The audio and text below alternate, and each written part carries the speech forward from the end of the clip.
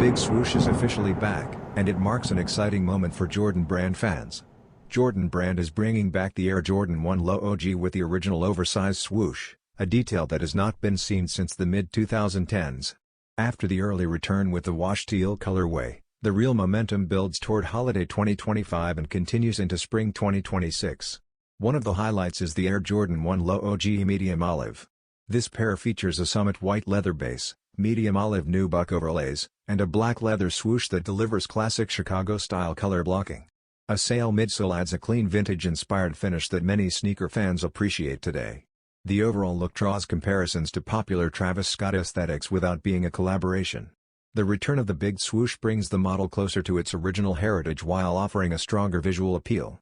The Air Jordan 1 Low OG Medium Olive is expected to release between January and March 2026 with a retail price of $145 in men's sizes.